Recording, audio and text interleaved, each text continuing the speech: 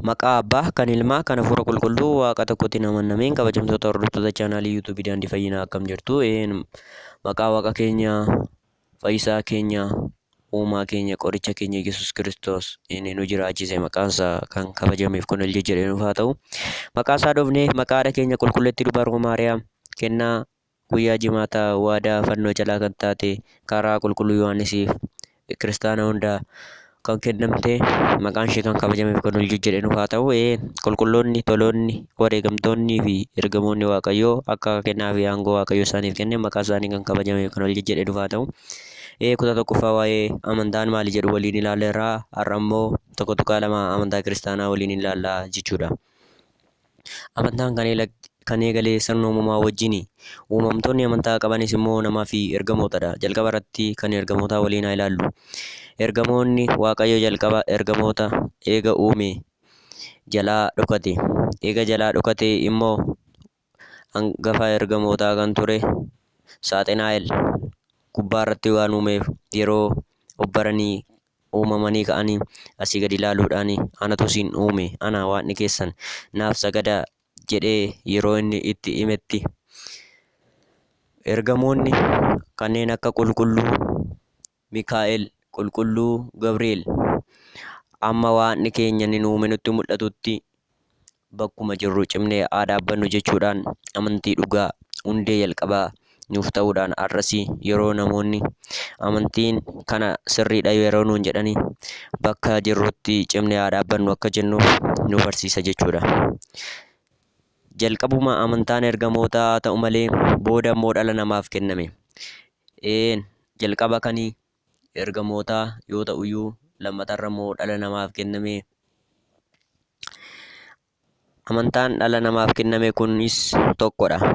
Amantaa yeroo tokko gonkumaa qulqullootaaf kennamteef akka qabsuurtan akkuma jedhe Yihuudaa 1:3 yookaan Yihuudaa 2:3 akkuma jedhu amantaan tokkittiin abboota keenyaaf kennamte kun kakuu haaraatti kiristaanummaa kan jedhamte amantaa keenya har'aa ta'a jechuudha.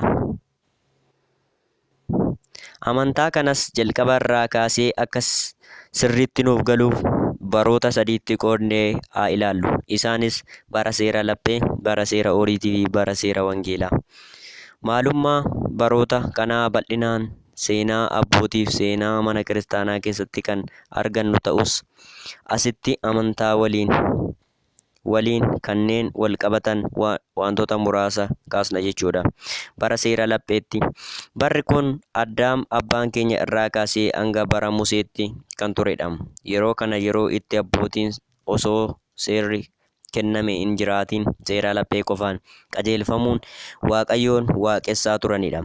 Lakkoofsa baraatiin yeroo ilaalamu naannoo baroota 4,000 kan turedha. Baroonni bakka lamatti qoodamu. Kakuu moofaa 5,500 kakuu haaraan dhalannaa gooftaa keenya kaasee hanga dhufaatii isaa isa lammaffaatti hangafa raajotaa kan ta'e Museen kan kaa'e dhaloota Kiristoosiin booda naannoo 1,500dha.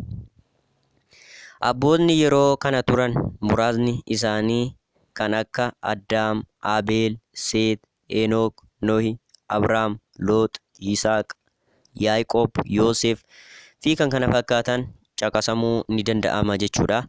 Abboonni kun akkamitti osoo seerri waan tokkoyyuu barreeffamiin isiniif hin kennamin amantaa sirriitti Waaqayyoon gammachiisanii darban? Fakkeenya Abrahaam. Cubbuurraa fagaatanii ittiin jiraachaa turan. Fakkeenyaaf Yoosef mana Phixifaaraatti yeroo cubbuu affeerame fuuldura Waaqayyootti akkamitti cubbuu akkasii raawwadha jedhee Uumama 39:9 irraa akkuma dubbatame jechuudha. Lapheen keenya akkasumatti beekumsa isaaf kennameen cubbuu fi gaarii adda baasuu ni danda'a. Kan barreeffame qofa jechuun ga'aa hin ta'u jechuudha. Akkasumas immoo seera laphee kanaan jiraachaa kan didan dha'icha baay'een badaniiru. Fakkeenyaaf bishaan badiinsaa bara Nuhii Uumama 6:1-22, Sadoomii fi Gamooraa ibidda badiin Uumama 19:1-30tti bara seera inni lammaffaan immoo bara seera oriitii jedha. Barri kun hangafa raajotaa Musee irraa kaasee hanga xumura kakuu moofaa yookaan dhufaatii gooftaa keenyaatti kan jiru hammata. Lakkoofsa baraan yeroo ilaalamu naannoo bara 1400 kan turedha. Museen kitaabolee isaa barreesse kan eegale gammoojjii Siinaatti yeroo Waaqayyo seera isaaf kenne bara 1500 hanga 1400 dhaloota Kiristoosiin dura gidduuttidha. Yeroon kun yeroo itti Waaqayyo dhala namaaf of ibsee seera barreeffamaa kennee waan ta'eef amantaan isa duraa caalaa sirriitti jabaachuu danda'eera. Dunkaanni bara Musee ijaarame aangoon lubummaa jalqabamee aarsaan dhiyaachuu ture bara Solomoon immoo manni qulqullummaa ijaaramee raajonni baay'een ka'anii haala kanaan amantaa isaanii gaggeeffachaa turan. Inni sadaffaan bara seera wangeelaa. Barri kun dhufaatii gooftaa keenyaa isa jalqabaa irraa kaasee hanga dhufaatii isa lammaffaatti gara fuulduraatti kan dhufu baroota jiranidha. Gooftaan keenya waadaa dhala namaaf gale raawwachuuf mana kiristaanaa ishee dhugaa yeroo itti hundeessedha. Fayyina dhala namaaf raawwate gara samiitti ergee ol ba'ee duuka bu'oonni isaa kiristaana jedhaman. Duuka bu'oonni isaa yeroo jalqabaaf Anxookiyaatti kiristaana jedhaman. Hojii ergamootaa boqonnaa 11:26 irratti akkuma barreeffamee jirutti.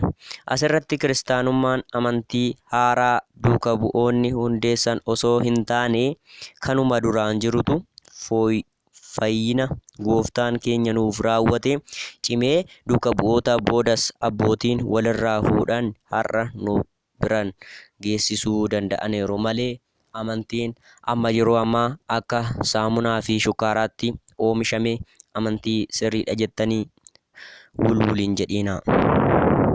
Kanaafuu amantaan keenya haala kanaan jalqabarraa kaasee wal qabatee kan dhufedha.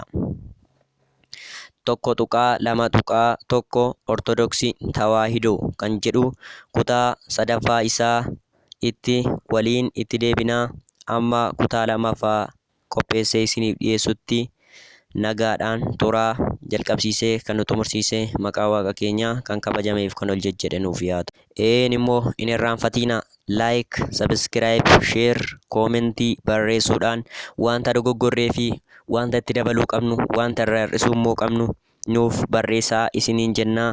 Adaraa isiniin jenna.